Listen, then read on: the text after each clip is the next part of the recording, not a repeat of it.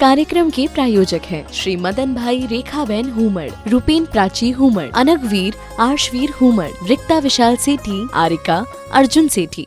आचार्य अमित गति स्वामी द्वात्रिंशतिका की 29वीं गाथा में कहते हैं, सर्वं निराकृत्य विकल्प जालम संसार कांतार निपात हेतुम विविक्तमात्मान मवेक्षमाणो निलेयसे त्वं परमात्म तत्वै।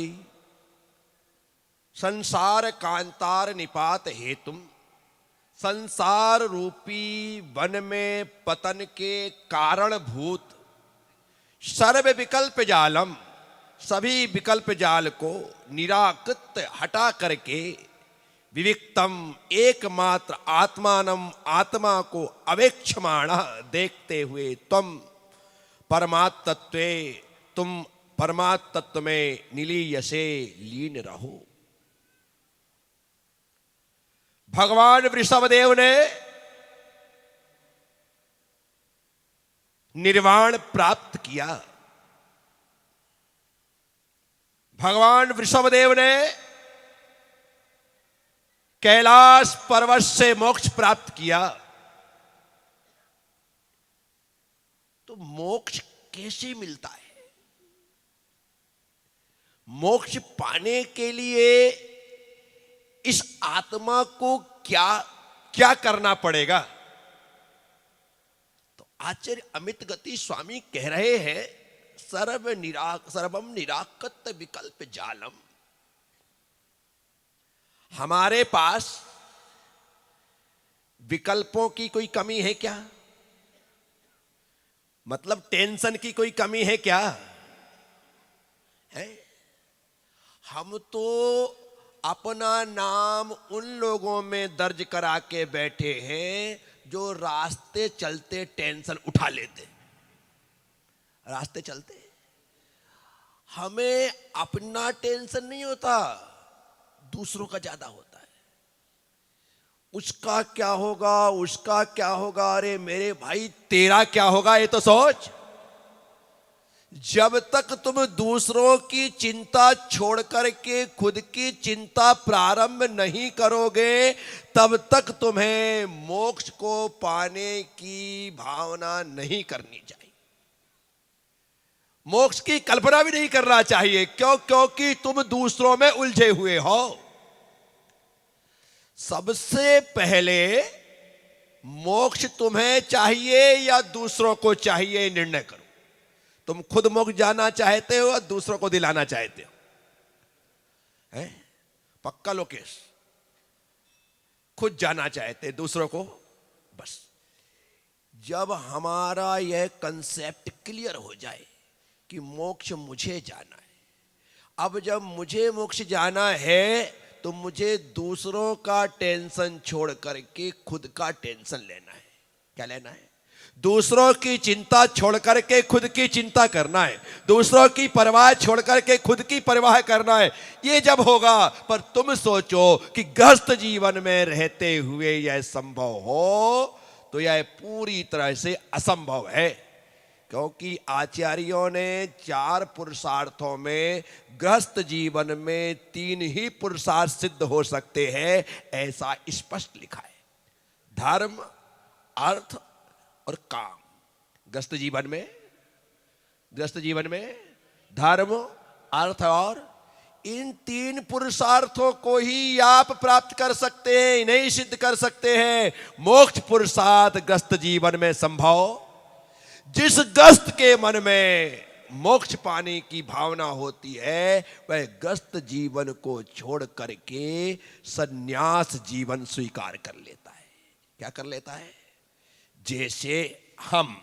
जैसे हम लोगों के मन में मोक्ष पुरुषार्थ को सिद्ध करने की इच्छा हुई, तो हमने घर परिवार छोड़ करके ये मोक्ष मार्ग स्वीकार कर लिया। ठीक है। अब हमारा जो काम है वो धर्म पुरुषार्थ के माध्यम से मोक्ष पुरुषार्थ को प्राप्त करना है। तुम्हारा जो माध्यम है वह धर्म पुरुषार्थ के माध्यम से अर्थ और काम पुरुषार्थ को सिद्ध करना है।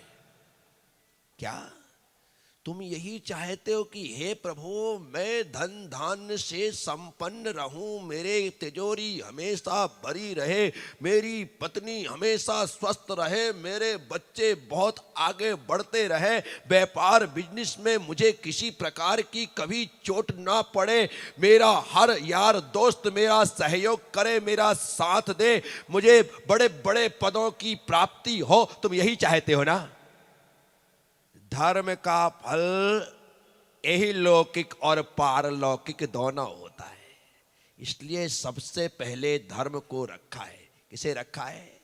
और यह लौकिक सुख को पाने की इच्छा रखने वाले लोगों की संख्या ज्यादा है। इसी कारण से धर्म के बाद अर्थ और काम को रखा है कि ज्यादातर लोग धर्म के माध्यम से अर्थ पाना चाहते हैं, संसार का परिवार का सुख पाना चाहते हैं। तो आप और विरले लोग होते हैं जो धर्म को मोक्ष का साधन बनाते हैं और मोक्ष पाना चाहते हैं। गिने चुने लोग होते हैं।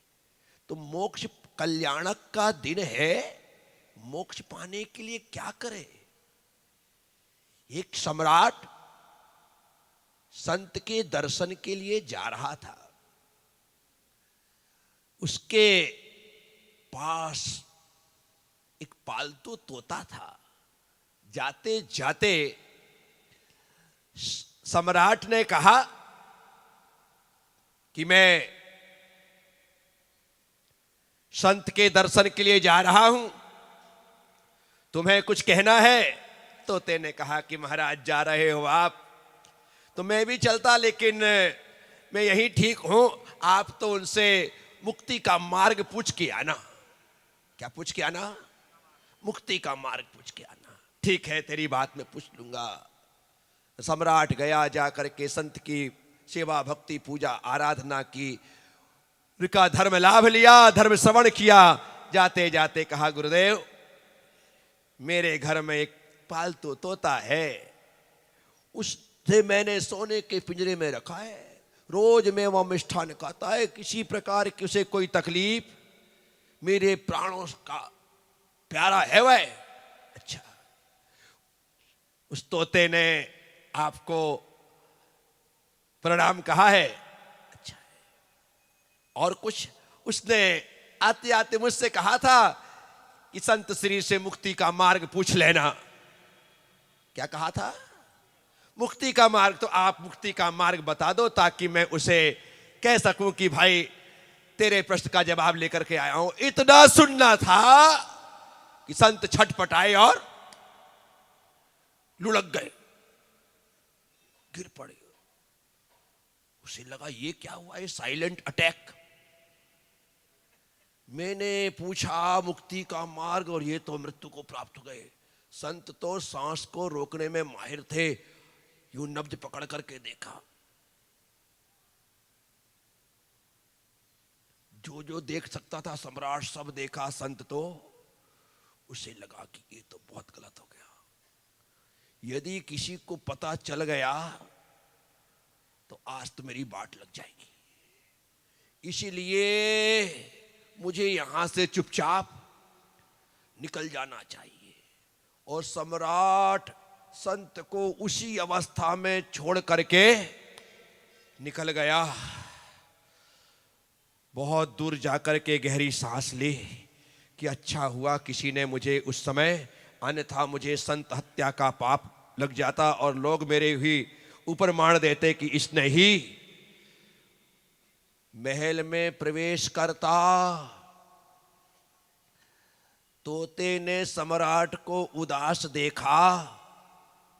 सम्राट बिना कुछ कहे भीतर जाने लगा तो तोते ने कहा कि महाराज मैंने पूछवाया था कि मुक्ति का मार्ग क्या है, संत ने कुछ बताया? सम्राट ने गर्दन नीचे झुकाए झुकाए कहा कि कुछ मत पूछ। बोले कुछ तो बताइए, क्या हुआ? क्या बताऊं? बोले कुछ तो बताइए कि उन्होंने क्या कहा? कुछ नहीं कहा। कुछ तो बोले कुछ भी नहीं कहा, मैंने जैसे ही कहा कि मेरे तोते ने आपसे मुक्ति का मार्ग पूछा है, इतना पूछना था कि उनका सुनना था कि वो छटपटाए, गिर पड़े। और तोते ने जैसे ही सुना छटपटाया और गिर पड़ा। सम्राट को लगा कि आज मैंने किसका मुंह देखा था, वहां पर संत की मृत्यु हो गई और यहां पर मेरा प्यारा तोता मर गया। अब तो मैं अपना ये काला मुंह किसी को ना दिखाऊं, कहीं मेरी पत्नी ने देखी वो मर गई तो, मेरे बच्चों ने देखा वो मर गया तो। सम्राट सीधे अपने महल में जाकर के अपने कक्ष में घुस करके भीतर से दरवाजे बंद कर लेते। लेकिन सम्राट को लगता है कि ऐसे कैसे काम चलेगा, मेरा तोता मर गया है, उसका अंतिम संस्कार तो करवाना पड़ेगा। सम्राट भीतर गया, दरवाजा बंद किया, फिर विचार आया, बाहर निकल करके आ गया, लोगों को देखा कोई नहीं मरा। उसने कहा चलो कम से कम कोई मुझे देख करके मृत्यु को प्राप्त तो। बाहर आकर के कहा कि मेरा शाही तोता मरा है, इसलिए इसका शाही सम्मान के साथ अग्नि संस्कार होना चाहिए। शानदार अर्थी तैयार की गई और उस तोते को पिंजरे से बाहर निकाल करके अर्थी के ऊपर जैसे ही रखा, तोता फुर्र से उड़ करके महल की मुंडेर पर बैठ गया। तोते से सम्राट ने कहा ये क्या मजाक है? तब तोते ने कहा महाराज मजाक नहीं, आपने ही तो मेरे गुरुदेव का संदेश दिया था कि मुक्ति का मार्ग क्या है। मुक्ति का मार्ग बेछटपटा करके गिरे थे, श्वास रोक ली थी, बस गुरुदेव ने संदेश भेजा तुझे पिंजरे से मुक्त होना है तो बस छटपटा, गिर जा, मर जा, तो मुक्त हो जाएगा। और वह मुक्त हो गया। मैं आप सबसे कह रहा हूं, तुमने भी सुना ना मुक्ति का मार्ग, गिरो, अभी मैं उठा लूंगा। जब तक संसार के लिए नहीं मरोगे तब तक आप मोक्ष के लिए जिंदा नहीं हो सकोगे। संसार के लिए जो मर जाता है वही मोक्ष मार्गी हो पाता है, वही मोक्ष मार्ग में चल पाता है। भगवान के मोक्ष कल्याणक का दिन है। सर्वम निराकृत विकल्प जालम, समस्त विकार विकल्पों को हमें नष्ट करना होगा, समाप्त करना होगा, उन्हें हटाना होगा। ये विकल्पों की वजह से हमें अपना आत्म तत्व दिखाई नहीं देता है, अपनी आत्मा का रियलाइजेशन नहीं होता है, इसलिए विकल्प हटने चाहिए। जब तक समुद्र में, जब तक नदी में, जब तक तालाब में लहरें उठती है, तब तक हम उस लहरों के से युक्त समुद्र तालाब में अपना चेहरा देख सकते हैं क्या? नहीं दिखाई देगा। जब पानी स्थिर होता है तब पानी में हमें अपना बिंब दिखाई देता है। जब मन स्थिर हो जाता है, आत्मा विकल्पों से मुक्त हो जाता है, तो आत्मा को आत्मा में आत्मा का प्रतिबिंब दिखाई दे जाता है। बस उसी को देखना इस जैन परंपरा की साधना है, इसके अलावा और कुछ भी नहीं है। मन की स्थिरता, मन की स्थिरता। अभी तो एक माला फेरने में मन नहीं लगता, लगता है क्या? एक माला में 1760 विकल्प खड़े हो जाते हैं। माला फेरते फेरते यदि बाहर गली में कुत्ते के भौंकने की आवाज आ जाए तो एकदम से हम अपनी पुरानी घटना को याद करने लगते हैं कि एक दिन मैं रास्ते से जा रहा था कि अचानक कुत्ते ने भौंकना प्रारंभ किया, मैंने दौड़ना प्रारंभ किया, मैं आगे आगे, कुत्ता पीछे पीछे। हाथ में क्या है? हाथ में क्या है? मैं आगे आगे, कुत्ता पीछे पीछे, मैं जान बचा करके भागा, पसीना पसीना हो गया। हाथ में क्या है और मन में क्या है? मैं आगे आगे, कुत्ता पीछे पीछे, में पसीना पसीना हो गया और पसीना पसीना होकर के मुझे लगा अब क्या करूं। एक देखा कि एक घर का दरवाजा खुला है, मैं सीधे उस घर में घुस गया, जबकि मैं उस घर को जानता नहीं था, पहचानता नहीं था, मालिक को जानता नहीं था, मालिकिन को जानता नहीं था, किसका मकान है कुछ भी मुझे पता नहीं था। मैं घर में घुस गया और वहां लगे सोफा में जाके धड़ाम से गिर गया और हाथ में क्या है और वहां पर धड़ाम से गिर गया।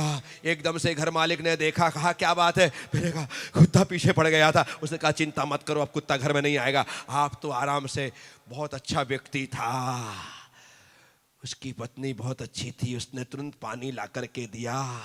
मैंने पानी पिया, जान में जान आई। भले आदमी ने कहा कि भाई चाय बना दो, मुझे चाय भी पिलाई। कुत्ता गायब हो गया, चाय आ गई।